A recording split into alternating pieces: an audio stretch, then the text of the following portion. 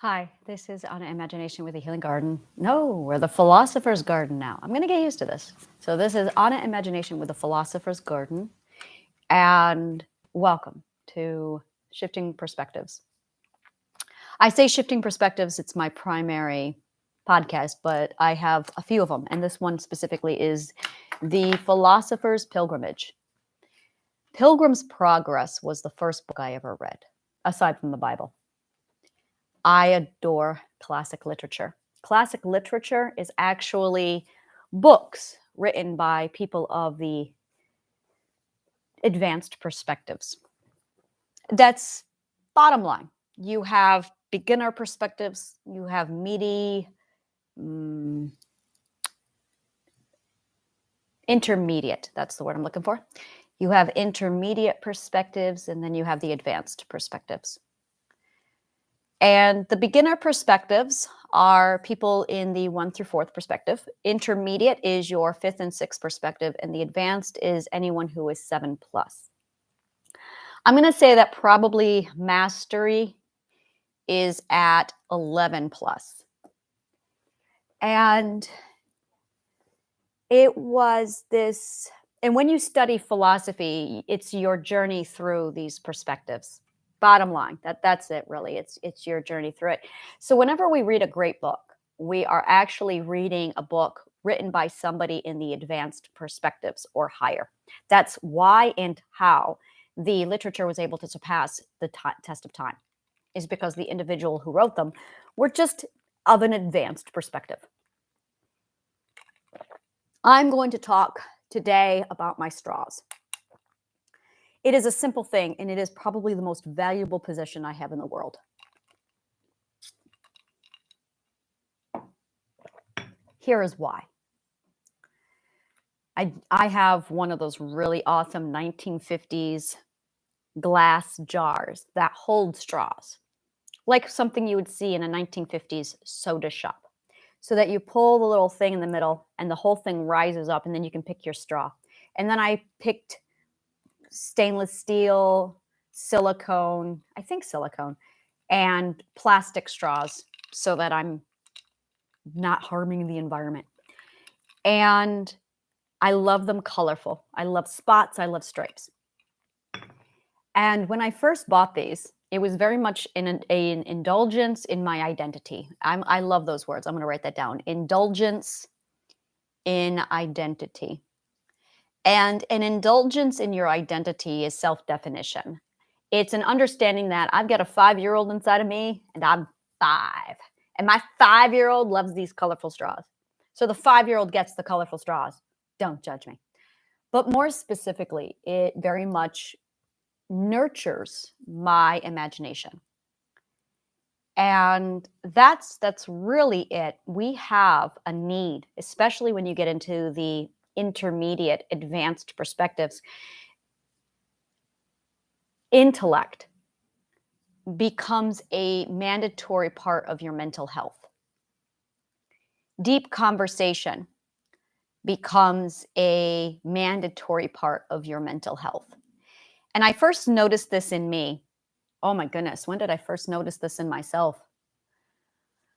Oh, I gotta think. Always. I remember being 8, getting into massively complex ethical debates at the expense of my physical safety with my family. And then when I was in the 10th grade and higher, 10th to 12th grade of high school, I led a Bohemian art philosophy debate for 3 years. Yeah, 10th, 11th, and 12th grade. And then I had a friend, and my primary need from this friend was the intellectual debates that we had. And then one of my second husband, the narcissist who terrorized my children, was actually my friend when I was in 6th grade.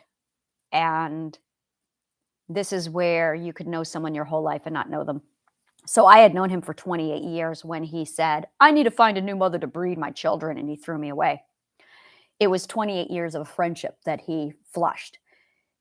So he was one of the persons in my philosophical debate from 10th, 11th, to 12th grade. And then he came back in the year 2009, and my philosophical nurturing continued. I was able to debate with him in some cases. In other cases, it turned into a downright philosophical nightmare. But I realized then, after in 2020, when he threw me out, I then was without any intellectual debate. And so I lived for the first time in my life without intellectual stimulation from 2020 to 2023. When I started up my podcast, it was needing to talk about deep conversation, intellectual conversation.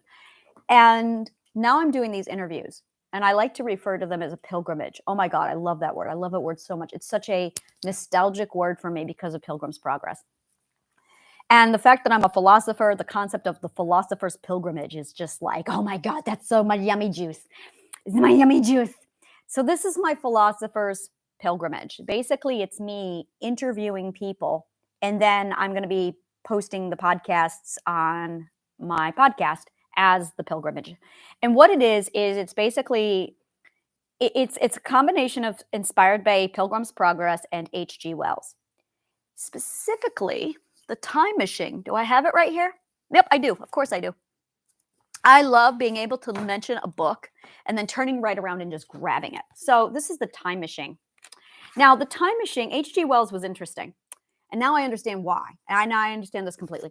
So when I first read any of H.G. Wells's book, I discovered H.G. Wells and I went nuts over him. I went nuts over Jules Verne. I went nuts over H.G. Wells. I could not get enough of these two authors.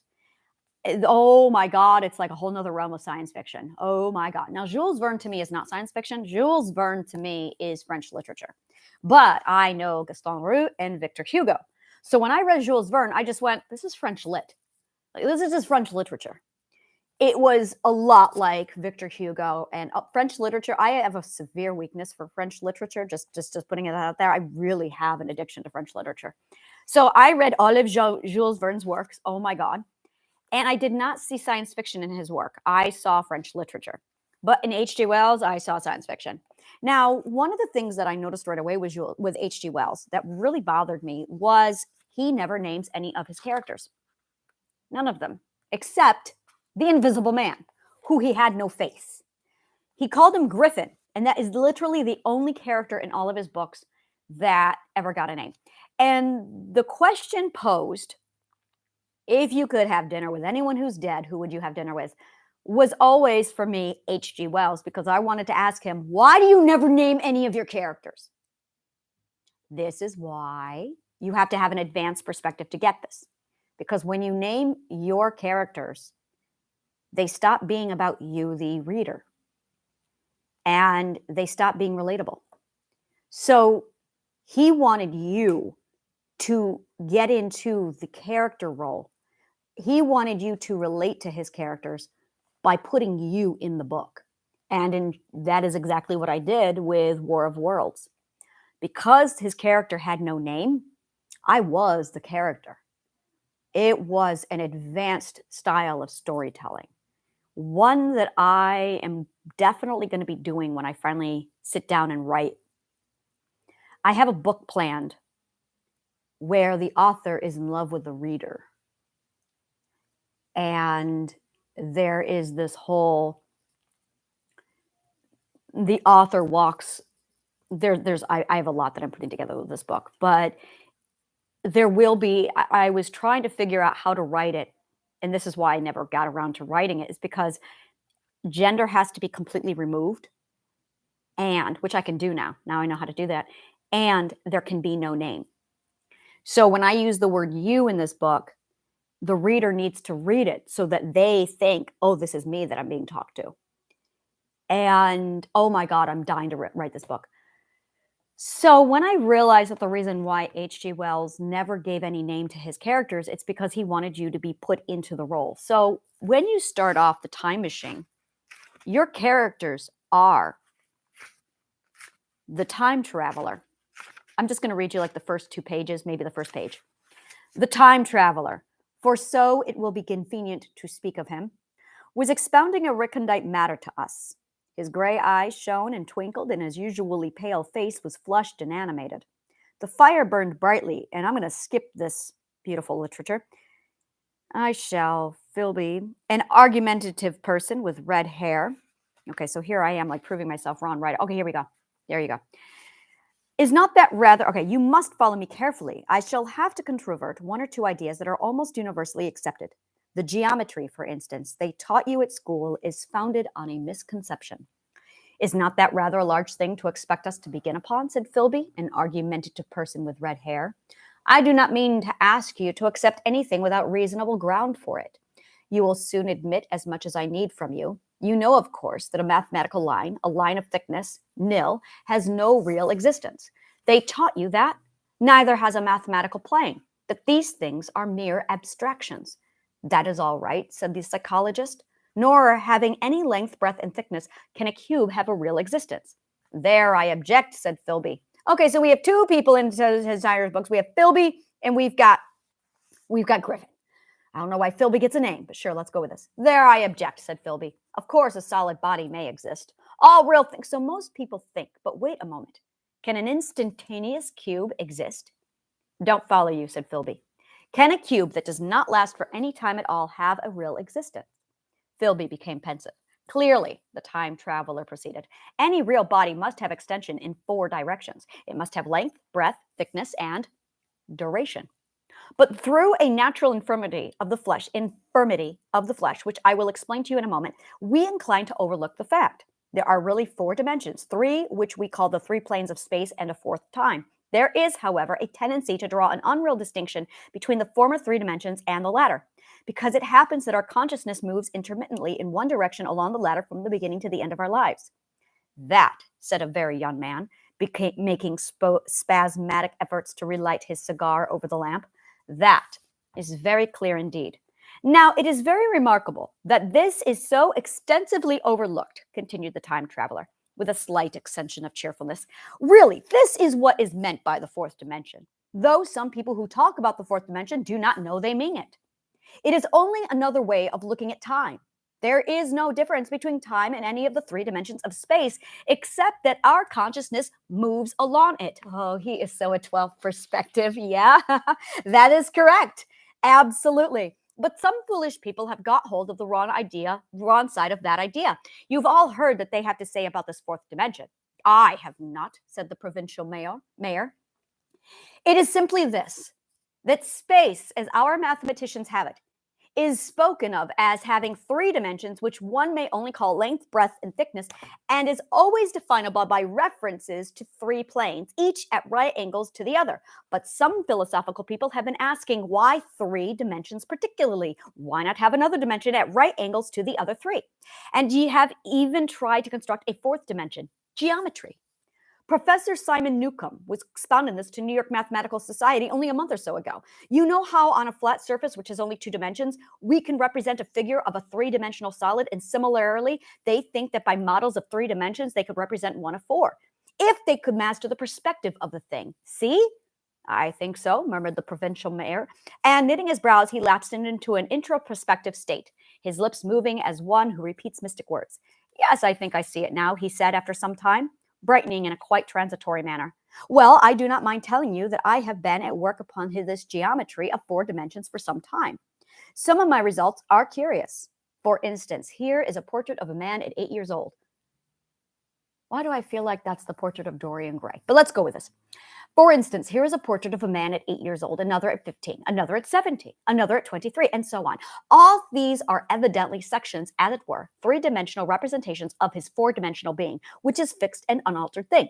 Scientific people, proceeded the time traveler, after the pause required for the proper assimilation of this, know very well that time is only a kind of space. Here is a popular scientific diagram, a weather record. This line I traced with my finger shows the movement of the barometer. Yesterday it was so high, yesterday night it fell, then this morning it rose again, so I gently upward to here. Surely the mercury did not trace this line in any of the dimensions of space generally recognized. But certainly it traced such a line that line, therefore, we must conclude was along the time dimension. But, said the medical man, staring hard at a coal in the fire, if time is really only a fourth dimension of space, why is it and why has it always been regarded as something different? And why cannot we move in time as we move about in other dimensions of space? But we do. So this is where my stuff comes in. I believe that space, that time is just a dimension that was, the dimension that is currently right now, and the dimensions that will be. We, I believe, are absolutely in the second perspective, second dimension. Everyone talks about us in the third dimension. Oh, well, but here's the thing. When you are talking about dimension, you are talking about perspective.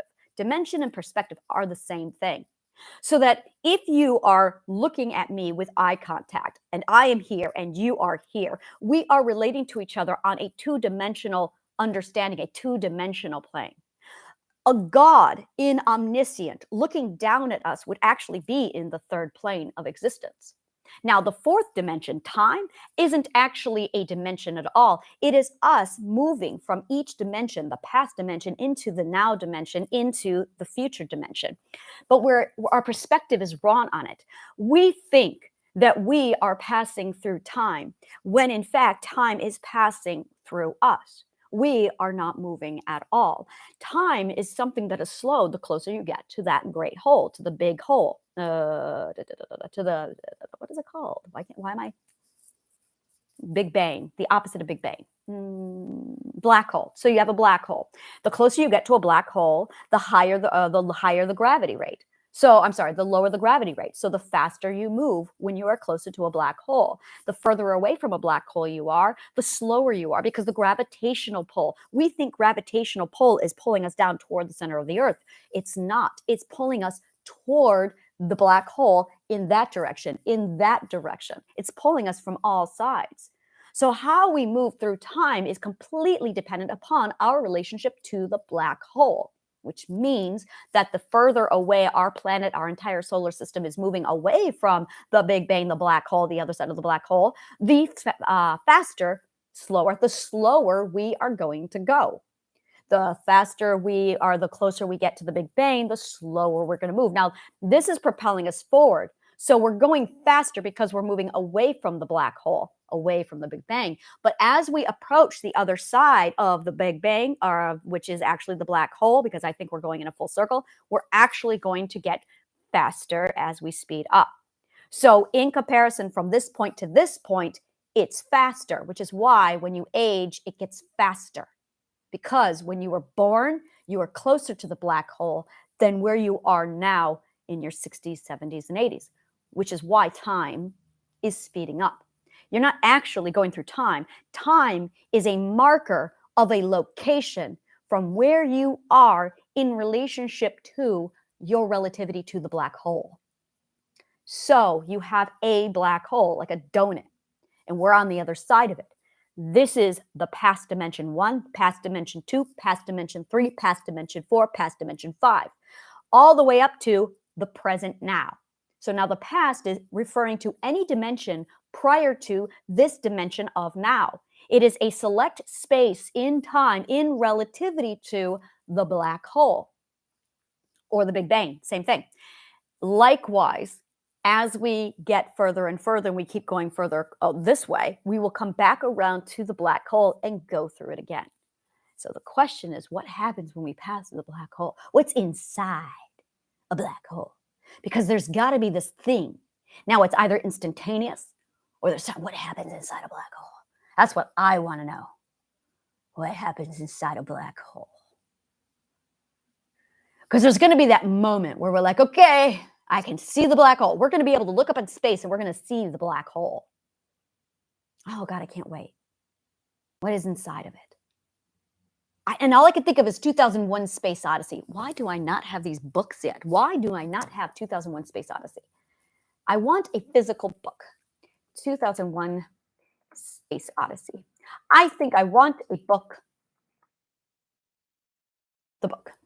C. Arthur Clarke. I think I want a physical book of this. So let me go to Amazon. I'm going to get this thing. Amazon, 2001 Space Odyssey. Yeah, there's like 23 books in these. I need to read Sir Arthur Clarke. Add to cart. I want a paperback. Yes, 2001 Space Odyssey. Very excited about this. Very, very excited.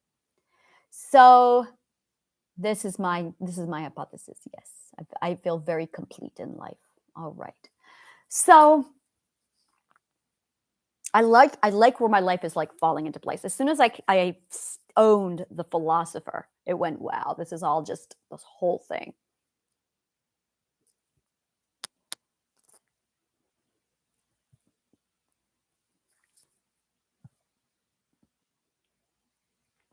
The world made sense when I understood the stages of growth.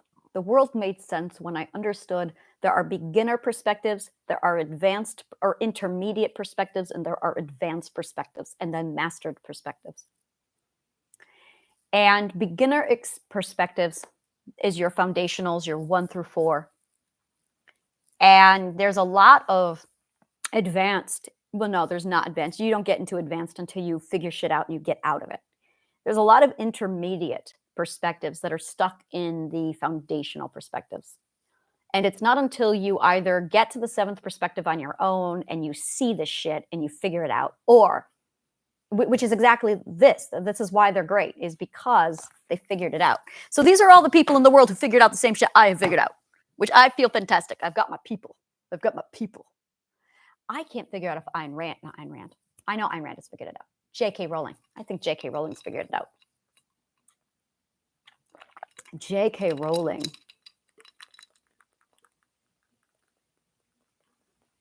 I think she's a 7th perspective. Which is why her Harry Potter books were so fucking amazing, is because she's 7th and 8th perspective. She also, I will not talk about her politics. It is not something I am going to ever comment on because she is an advanced perspective. And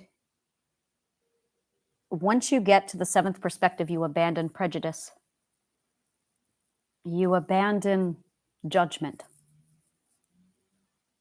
Prejudice, judgment is something reserved for 6th perspective and less.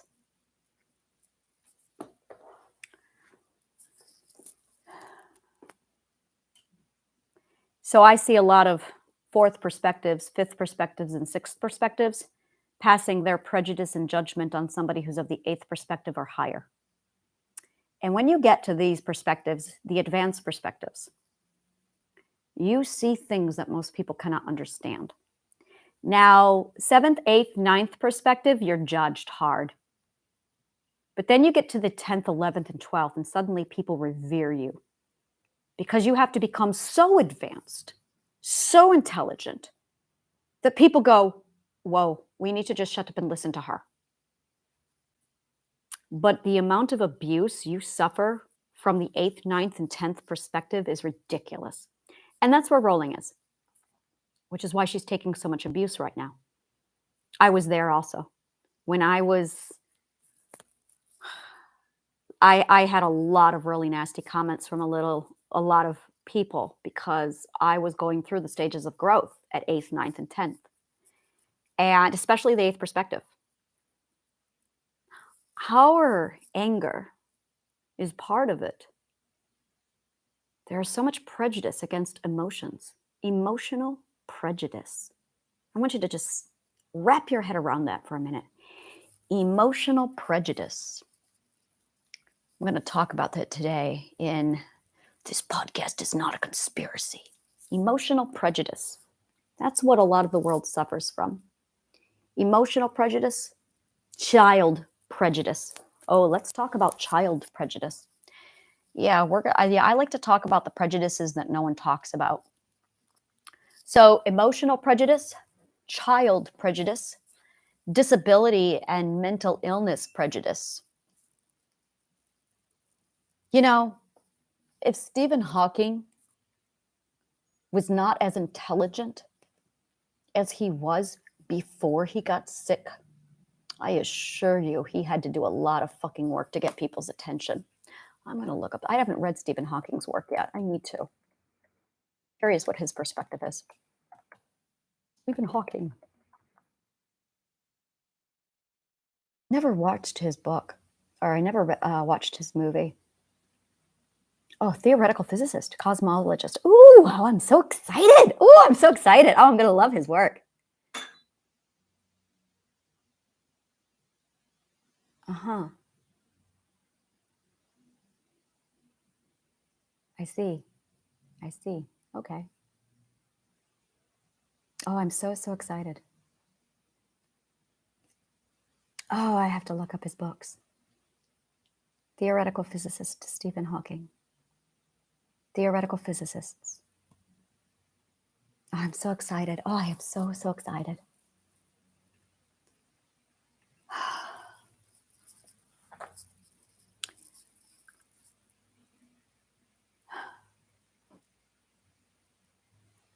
Oh, I have meetings today. I'm so excited about the meetings I have. I have a meeting with somebody who is a peace ambassador. And triadic healing is finally getting the attention from the right people. So that is something I will be able to discuss today. I have an appointment at 1 p.m. and an appointment at 2 p.m. And I need to really figure out how to get organized. It's something that I struggle with, is getting organized, like with my ability to manage my own schedule. It's something I struggle with.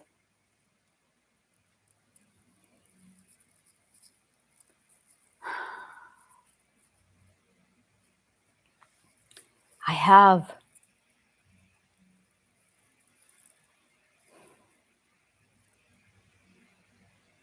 an emotion just came into me, and I'm reflecting on the emotion that I'm having. This is common. People, I love emotions. I love exploring them, and I love feeling them when they come in.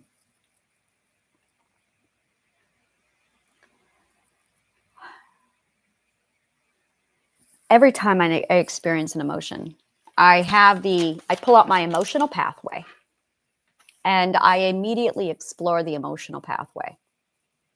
I have cognitive dissonance inside of me right now. That is the emotion. So then I ask the question, okay, what is it? It's a feeling of unsettled, of upset.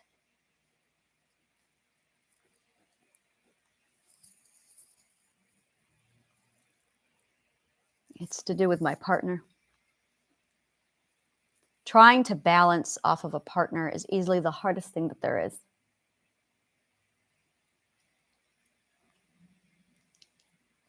It's the logical contradiction, trying to deal with the logical contradiction. And then I started to talk a lot about story sickness yesterday. Story sickness is PTSD. That is what I have concluded. I need to sit down and really dig this apart in one of my podcasts. But story sickness is definitely PTSD. So this is how it works. There's like 3 types of PTSD. Well, no, there isn't. We're going to go over this. The first type is your classic PTSD, which is your past. That's when you get stuck in a past dimension versus the now dimension and you toggle. The other kind is the future, and that's when you toggle between the now dimension and the story sickness. And then there is the ADHD, which is basically when you take your aura and you are so abused through trauma that you shrink. And you shrink so much that you take your aura on the outside and you put it all inside on the inside. So you cram your aura inside of your chakras. That is ADHD. That's why people with ADHD shake. That's it. That's it. And it's consistent. I have yet to find anybody who doesn't match this. It's literally like taking this massive energy field and just shrinking to get under the radar.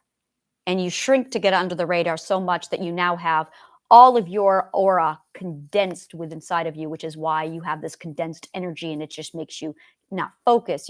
That's because your chakra energy is basically pulled from the outside and then crammed inside of you. And we have polarized thinking, black and white thinking. Something else I'm gonna talk about today. I like this. Prejudice, judgment, polarized thinking. These are all the topics I'm going to be talking today at 5 o'clock. Polarized living. It's not even thinking, it's a polarized lifestyle. Let's go bigger with it. Polarized lifestyles.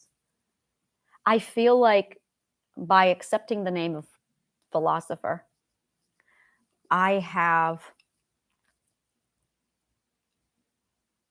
taken all the glass ceilings off of me and all the restrictions.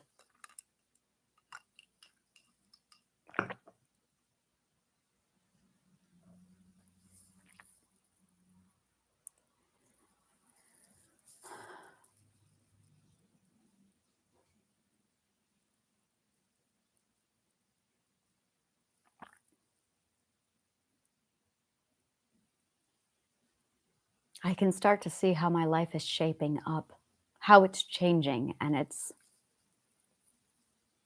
I can see the paths unfolding before me, and I'm excited. I am so excited.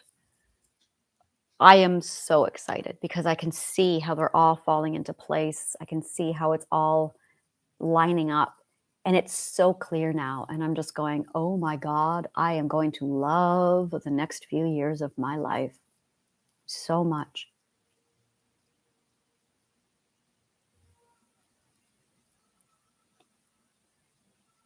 Words are a road to a perspective. Words are the road to a perspective.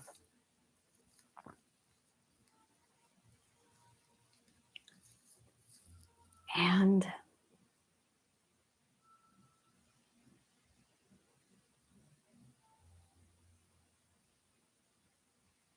I am finally eager to walk the road ahead of me now. I mean, really eager.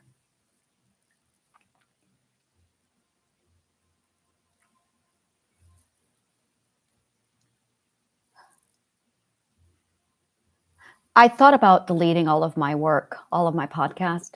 I thought about making it private. I thought about a lot of different things with it.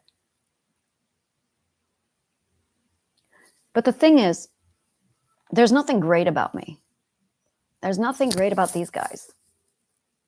They were just at an advanced perspective. And you can choose to walk the perspective path or not. Bottom line. You know, I think at the end of the day, that's really what I'm selling. That's really what I'm offering people. Hi, I went to this university and I discovered that there are these perspectives and it's a perspective path. And we didn't know what they were. It was a discovery I made. I didn't invent them. I discovered them. As did everybody before me. But you have to finish the work to identify them. These guys never finished it. They never finished it. Christ did. Plato did. Plato built an entire school around it. So I'm trying to find the way to say, when I studied, I discovered a lost subject.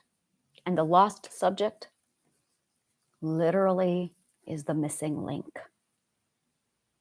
It plugs everything in. The lost subject of Alexandria.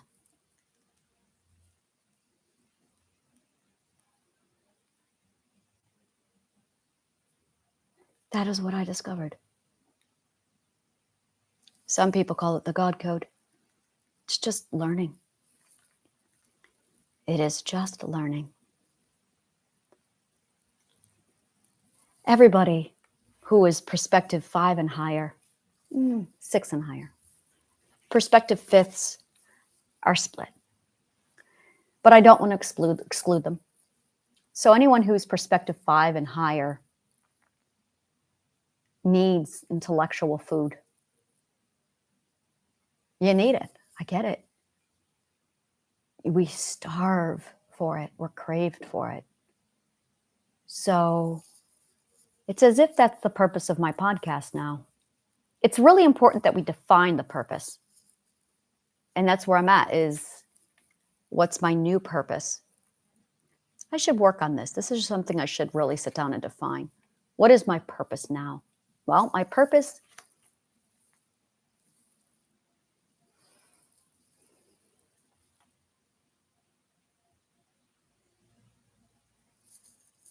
radical global healing is my purpose. Radical global healing is my purpose. And I'm doing it through the discovery I made when I studied the lost subject of Alexandria. And that subject literally creates radical global healing. Yeah, this is my purpose. To educate people on the lost subject of Alexandria and to provide them with radical global healing. That is my mission. I am on a mission for radical global healing.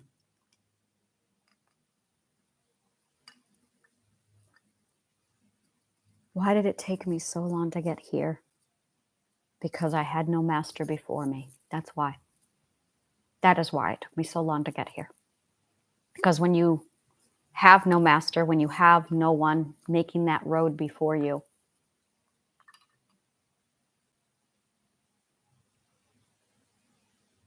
my God, do I feel like I have purpose now. I feel home. I have my destination defined. That's what this really is. I discovered the destination defined. My defined destination. Where am I going? I know now. Oh my God, do I know now?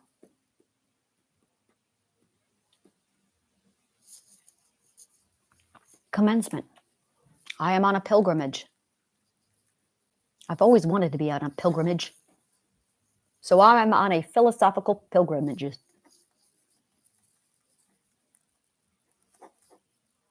And I got real clear about my mission and my statement. I want to show you this. This is amazing. I love this. These are my business cards. I just ordered these the other day. And this is exactly what I'm putting out there for people. These are my business cards. So this is the first part. Let me see if I can do this without.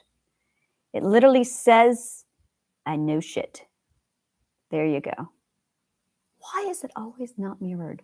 Yeah, it's imagination personified. Anna Imagination. I know shit. Philosophical psychology for magical adults. And then on the back, it says, step into my world with me and I will show you what I see. You are warmly invited into the world of sunshine and dreams. Reality is just a mindset. Truth is subjective. Emotions are logical. And it's my phone number with my uber awesome Linktree QR code. And those come with me in the city so that when people want any information about me, I can just hand them my card and say, this is who I am. I know shit. And I love that there's like a mermaid tail. Oh my God, do I love the mermaid tail. I love the little bubbles down at the bottom. And they're really thick paper. I love these so much. I know shit. I know shit. And I love the lack of professionalism on them. I love that. Like it's this dichotomy of just, and that's something I'm going to be talking about today is the polarized living versus harmonious living. And that's really it. You can live harmoniously or you can live polarized. And there's a lot of people living polarized without any awareness that they're not harmonized. They're going, oh, I'm harmonized, I'm balanced. And they're all the way over here back against the wall, insisting that they're okay. And I'm going, you are displaying aversion behavior, which tells me you are an avoidant, which means there's a lot of things over there that you are afraid of, because if you were truly okay, you would integrate. And you're not integrated. You're not harmonious. You're not balanced. You are prejudiced, which is why your back is against the wall all the way over here. It's polarized living. And we are delusional about how polarized the living we really are. People are going, oh, I'm fine, when they're not. And then they're unhappy and they're miserable. Well, it's because you're not harmonized. It's because you live polarized, but you think you're fine. If you were fine, your emotions would be fine. Your emotions aren't good when things aren't good. So, how do you fix your life to reflect your emotions? Because that's really what you need to do. We try and shape our emotions around our life. We need to shape our life around our emotions because the emotions are logical, not us. I'm going to go ahead and wrap it down. I have meetings for the next 3 hours, and then I will be back. I have also a thing today that I'm doing, a networking event that I'm going to. So may the kindest of words always find you.